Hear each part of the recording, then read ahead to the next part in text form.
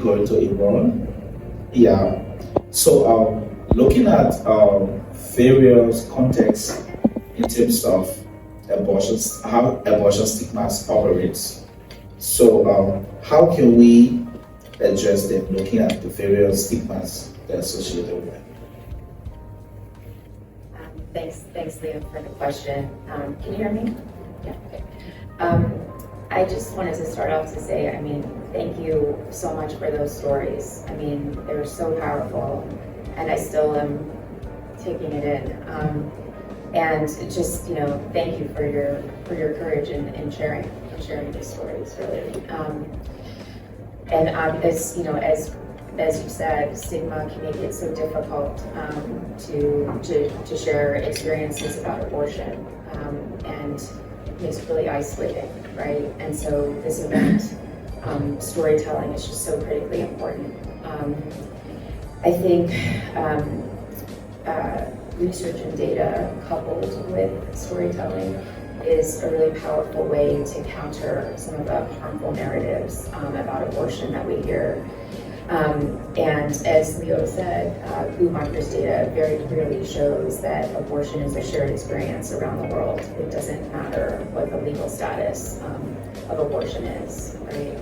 Also, our data shows that in fact, adolescents have among the lowest rates of abortion in the world. And yet this issue is very much stigmatized and politicized. Negative attitude, judgment about abortion certainly can act as barriers to receiving critical care, and even more pronounced for adolescents and young people. We heard from our speakers about stigma that they experience, from their families, from providers, the confidentiality that was broken, right?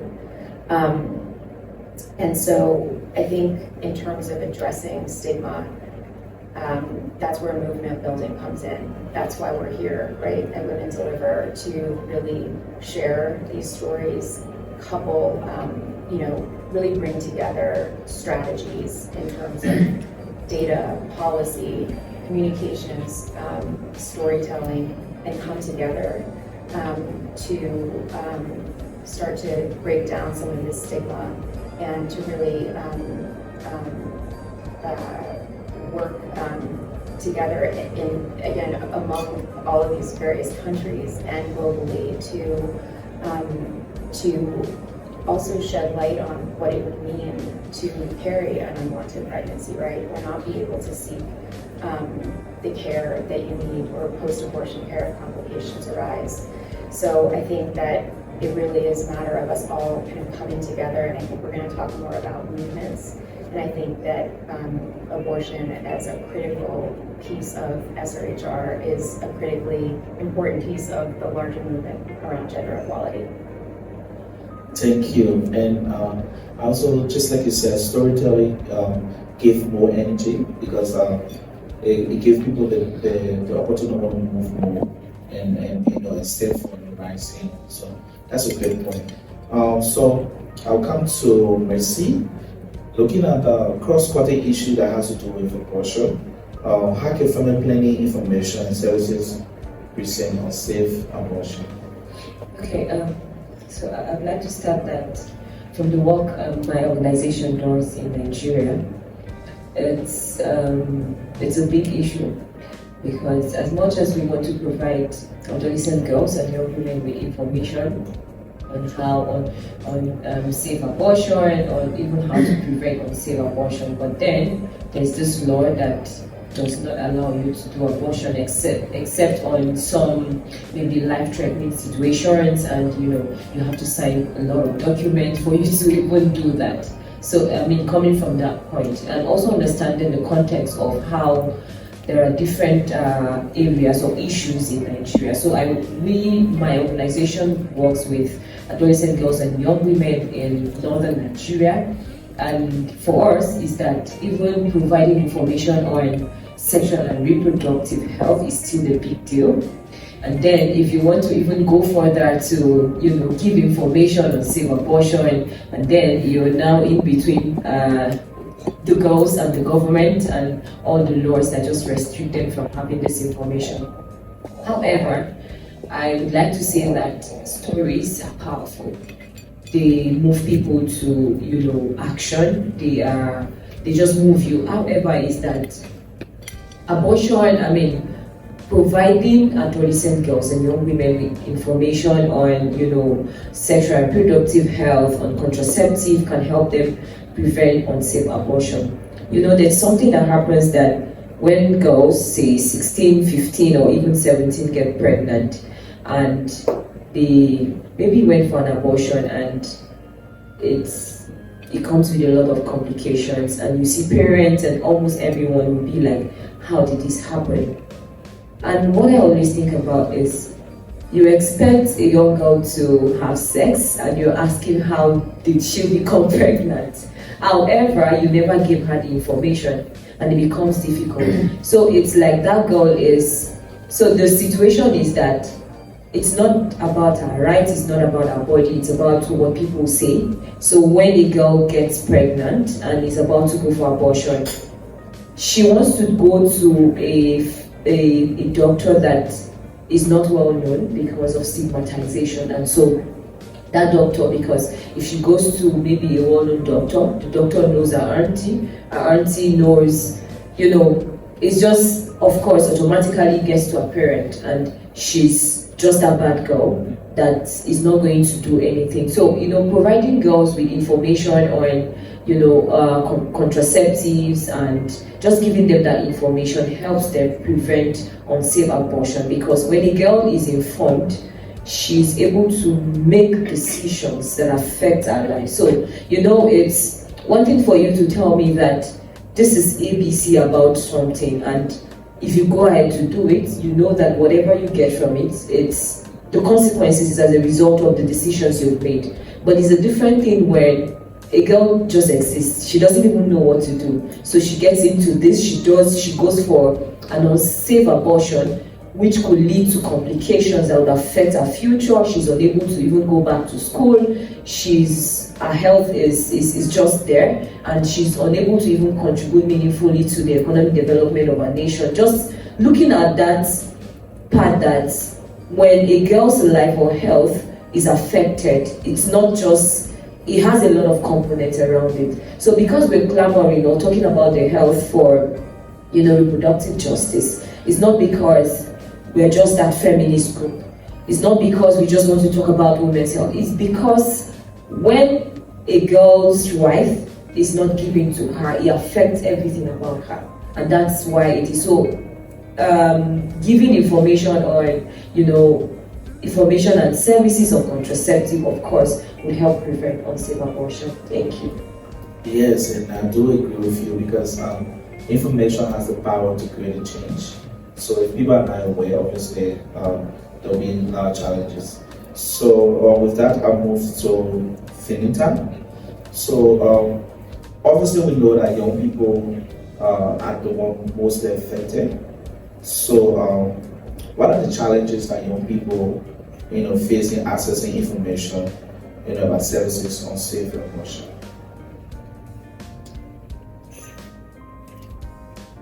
Yeah, thank you. So as we have all heard, from speakers, and how Rosie also shared, when it comes to abortion, there's a lot of stigma, and Irum also highlighted it, and through stories we got to know, how much of a stigma it is. And also, when we talk about young people, and especially adolescents, premarital sex and adolescent sex is such a taboo, that even getting information or who to speak is a very big struggle, for young people. So in that sense, we also through our work, we realize they often rely on their peers, or or through or informations that are inaccurate, unreliable, and often dangerous. So there's a lot of misinformation out there around abortion, and how abortion leads to infertility, and how, of course, whenever we talk about abortion, we can't miss the social context of it, how religion comes to play, how government talk about abortion. So all of that really puts danger on young people. And I want to also highlight whenever we think of young people, it's not a homogeneous category. Young people are queer, young people are trans, young people are come from caste locations, visible. There are visible people so when it comes to context specific information, that's a big miss, and especially young people who are in more marginalized social location, and when it comes to accurate and local languages, so those information are a big miss. And especially when it comes to the legal context, especially I can speak about the case of India. Abortion is relatively progressive in comparison to other countries, but it's highly disproportionate, and a large people believe that it's illegal, and so accurate and rights-based information is often a miss, and which is also push forward intersectional and feminist lens. So those are the challenges on information. So yeah. Thank you. And that's just great. So your question will definitely also answer. And basically I want to know how young people should be engaged, especially when it comes to safe abortion advocacy. All right. Well, first of all, I think that I'm here representing WHO, and I don't think WHO is. I'm now going to be very critical of my own organization. So I think that we are an organization that, for example, as I said before, puts out a lot of technical documents and standards for governments that can be very useful for advocacy, very, very useful, but they are not released in a form that is understandable and useful for advocacy. So I think that an authoritative organization like my own needs to do much better at, first of all, adapting what we have so that it can be better used. The next thing I want to say is also going to be critical towards my own organization, and that is because we have direct access to governments. Governments, they do listen to us. We feel that when we talk about sexual reproductive health and rights, maybe the first thing that governments are willing to give up in these discussions is abortion and sexuality education, the two things that keep coming out in our discussions. And the way that, and maybe this is not exactly answering your question, but the way that we can also change and better listen and include organizations like your own, like all of you in the room, is something that that needs to happen. I think also for governments to change their way of doing things, or health systems to change their way of doing things, because there are these channels, there are human rights channels, there are conferences like this one, but in the end, I think not a lot of things will happen until policies change.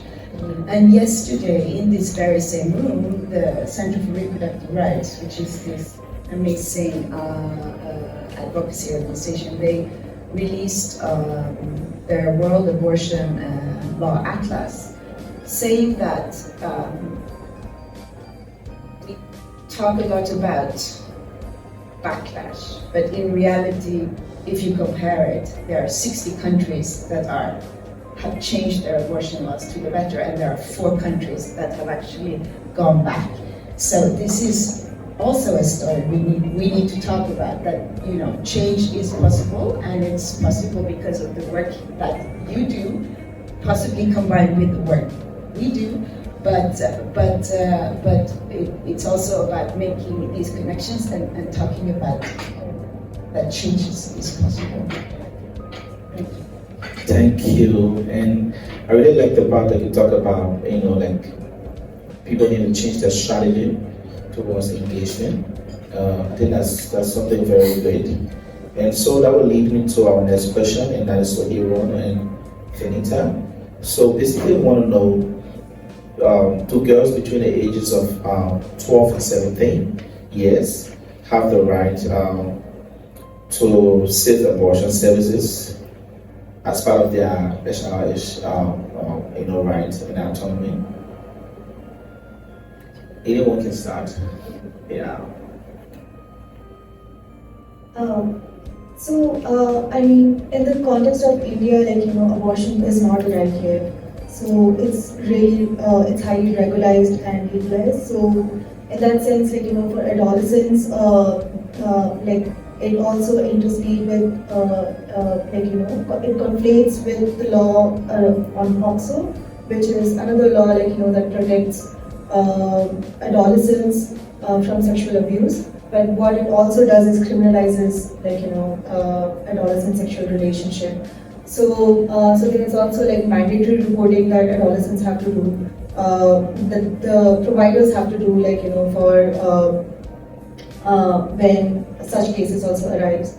So in that sense, a lot of healthcare providers don't provide abortion because they don't want to engage with any legal in any of the legal matter, and also providing abortion to an adolescent is highly looked down upon in communities. So in that sense, it's a very big challenge, and even through the stories that I think the last story where second last story where adolescents were also pushed to the act of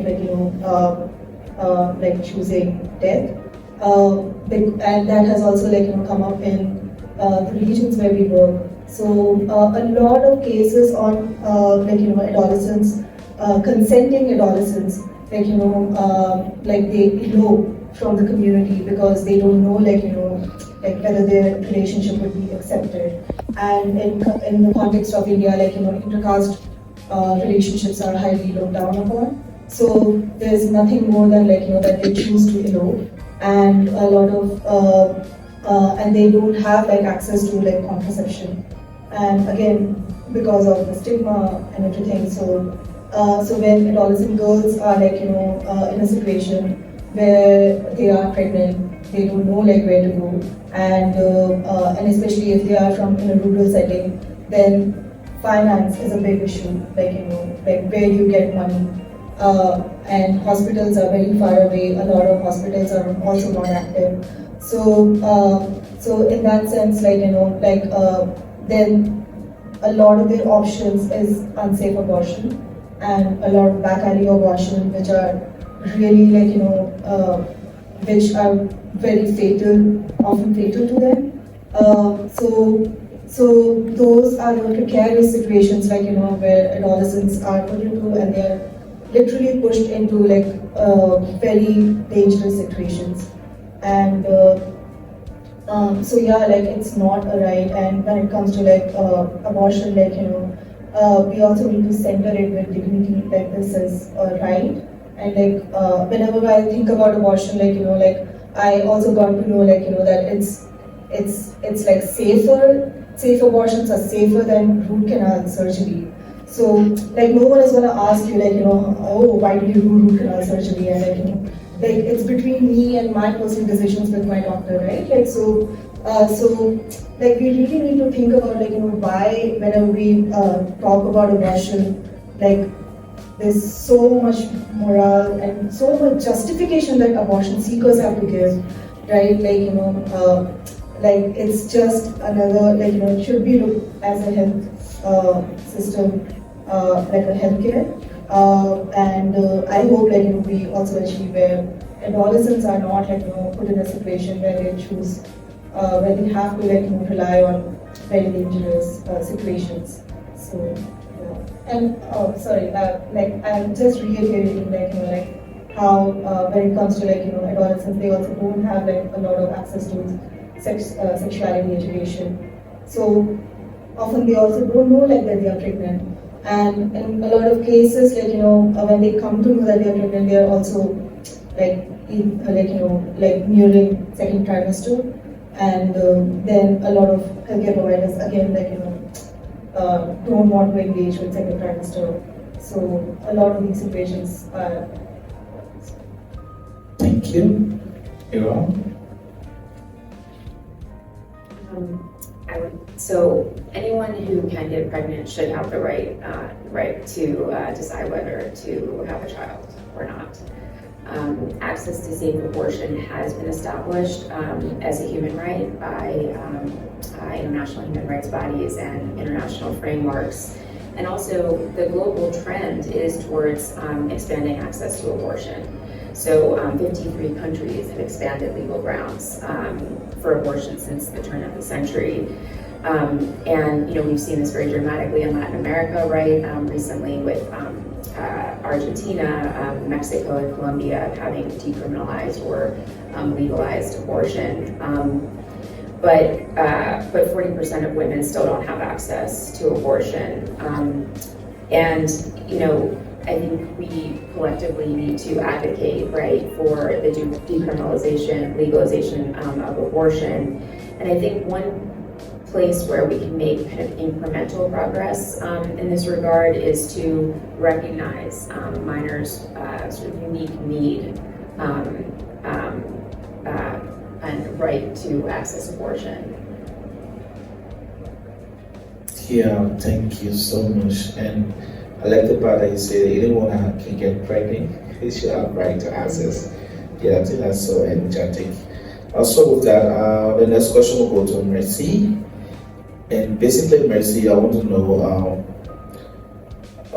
what are some options as it relates to contraceptives that are available to reduce unintended pregnancies. Thank you so much. So thank you to all the panelists for the amazing things that have been said. So there was one of the stories, and I think it struck me when she said, she mentioned something about a movie will just end, but in reality it's still eternity. So it's difficult to take away people's lives from them. It's more sweet to talk about it, but I think the bitter experience is when you've actually experienced it.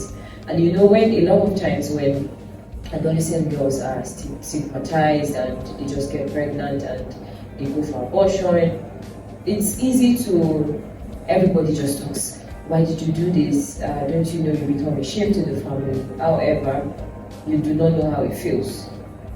Even if you do, you are not this person, and this person deserves the right. So I'd like to also talk about, what are the contraceptive options available. To be honest, we would always come to conferences and talk about the amazing things that have been done. However, she mentioned something about that if policies are still the way they are, we just keep coming and talking. The government would just be there. It's like a guideline that says, oh, do this or you don't do that. So, talking about contraceptive options, giving them, it should not be, girls should be given the opportunity to make choices. And adolescent girls should be given opportunity to make choices. Even though, there's the thing about if you're below 18 in Nigeria, your parents have to, make assent to it, and you also have to consent to it. However, is the fact that what about the girls' right? So options that are available. In fact, in Nigeria, I don't know how it is for other, countries, is that abstinence is still an option for people to, because especially for looking at the, what is it about comprehensive sexuality education for secondary schools, in Nigeria, you know, abstinence is still presented as an option for you to, because it's like the 100% surest way for you not to even get pregnant, not to talk of going to abort the baby, you know, I mean, unsafe abortion and all of those, or even safe abortion. However, there are other options. It could be for pills, just all other contraceptive options. However, one thing I just want to also say is that my organization did something about, there's this project we did, Data Made Simple project. So we know there's data that talks about the state of adolescents and young people and even young girls.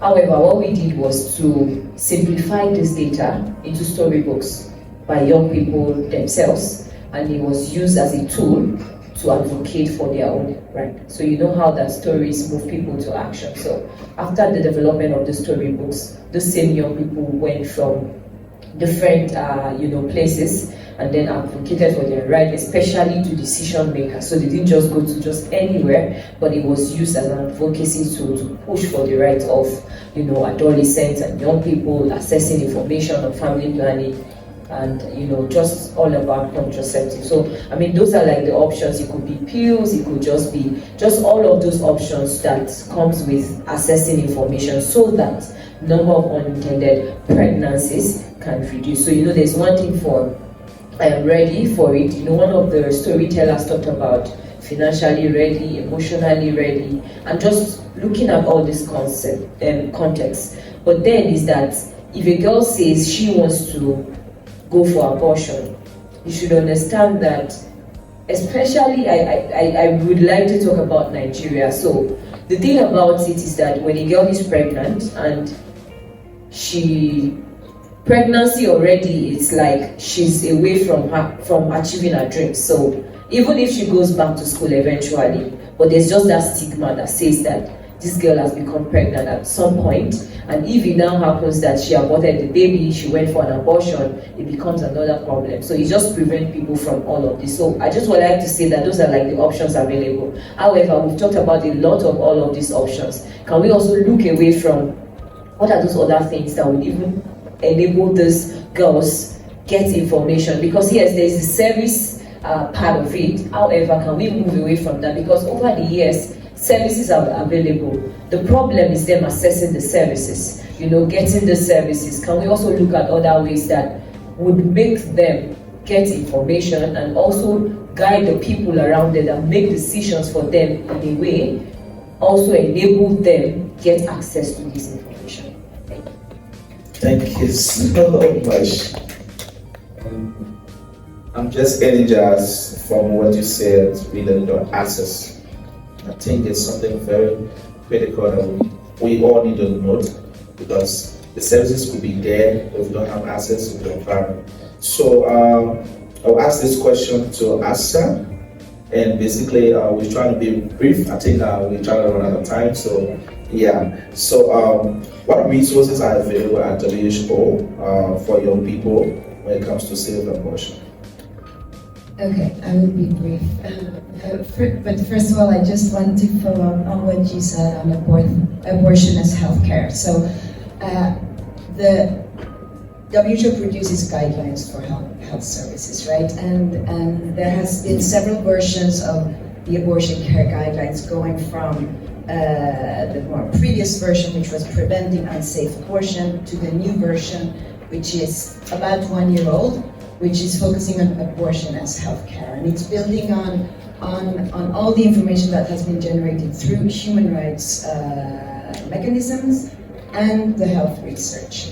So it's a combination of both, and I think this is a really good resource for advocacy, because it includes very clear recommendations on decriminalization, on abortion on request, without need for justification, without gestational limit. This is the new recommendation based on health arguments, health and human rights arguments, but also combining the two.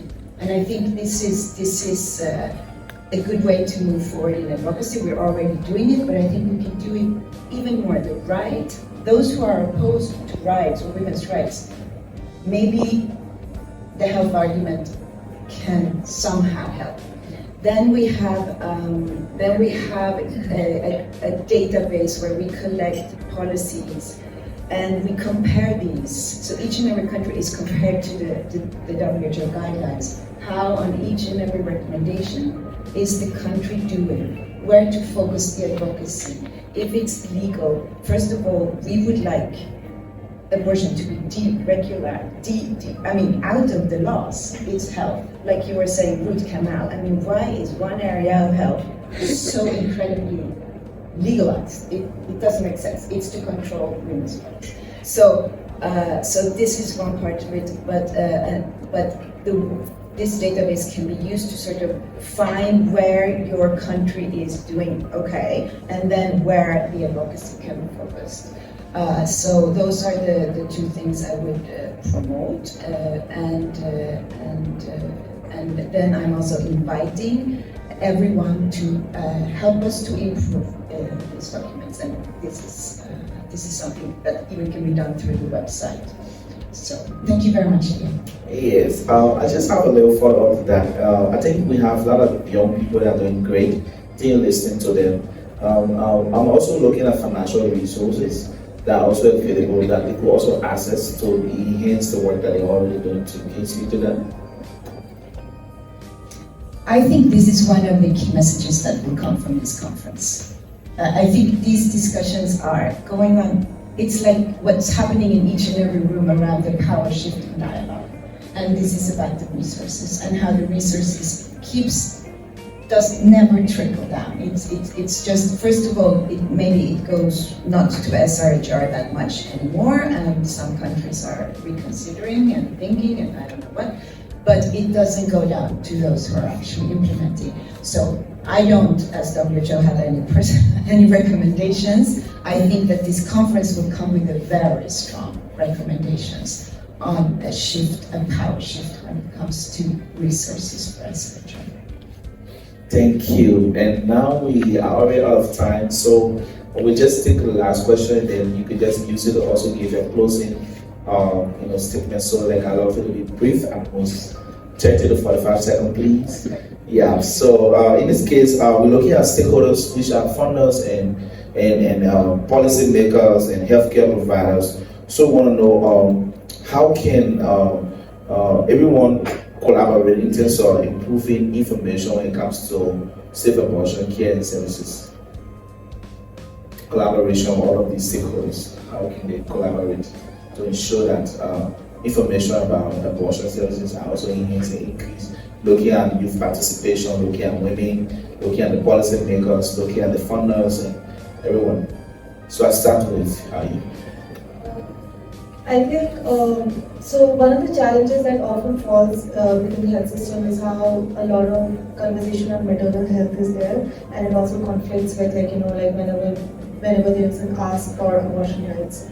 So even the frontline workers, for example, are not aware about the laws, or and despite abortion seekers, getting passed from their family, friends, and then they somehow reach the providers, then there is conscientious objection. So in that sense, we need to really strengthen the health system, make them aware about the laws, and also refer to the WHO guidelines. I know in my country, dilation curettage is still practiced, and it's also a very invasive process. And they use this as as a way to deny abortion services. So, and also they provide conditional abortion services that they, especially for marginalized communities, they will ask, if you want abortion, you have to go through sterilization. So in that sense, we really need to involve policymakers, make them aware about the realities of marginalized communities, and center the needs and meet the gaps with health system for the needs for marginalized communities. And I really want to emphasize on building cross-movement solidarity, because in a sense SRHR movements are also very fragmented. Whenever we talk about abortion, it's also a disability rights conversation. It's also a queer rights conversation. So we really need to have cross solidarity movements and push for advocacy as a right. Thank you, Vinitha. It was nice having you. You could just stay and yeah, like I said, we're already out of time, so please. Yeah, what to say after that? I agree. I think the combination of movements, maybe not even focusing on rights but on justice, taking it, one step forward maybe, not rights or access but justice. And then I think what you said about the information and misinformation, finding like the 3-4 big rumors, myths, misinformation when it comes to contraception, abortion, and SRHR, and everyone saying the same thing. So but now this is fragmented, as you say, and for sure we could find these 3 things to kind of change at least a couple of the misinformation, big pieces of misinformation. Thank you, Lisa. Just picking up on what Vinitha said, which was very well said, I mean, I think we can really look at sort of policymakers, donors, and even providers as advocates in many ways and bring them in, right? So, of course, for policymakers, donors, we want them to prioritize funding and really center the needs of young people. And for policymakers also, of course, repeal restrictive policies like parental consent laws. And I think in terms of providers, they also can really help in terms of combating stigma, right? And also promoting, for example, telehealth options and things like that. But I think that bringing in these stakeholders as advocates as well is really part of, a key part of it. Thank you, I see. Okay, so I just will talk about, what everyone has said, and this is really good because when we all come together and it stops or prevents us from replicating efforts. So we all do the same thing, but then the most important thing that I would like to believe is that we also have some sort of accountability, platform and mechanism that helps check. So what has happened? What do we need to do better? And what are we looking at so that we all do not just be at the same point, use the same approach to do the same thing, whereas people change, context changes over time, and even the adolescent girls' needs themselves changes. So we just need to look at all of those factors so we all can achieve this goal. Yeah. Thank you, and yes, I should have been so energetic, and I want to say thanks to all of the panelists. You did well, and I want to say thank you. Can you please give it up for our panelists? Yeah, so it's over to Aline. Thank you so much, everyone, for being here with us today. My name is Alan Nunez. I'm the Executive Director of IYAFP, and it's great to have our members here, members and partners here in the panel participating. So thank you again to Stand With the Girl Initiative, Youth Network, to the Kumar Institute, to the WHO, to the White Foundation, of course. I wanted to say thank you as well to our storytellers. So,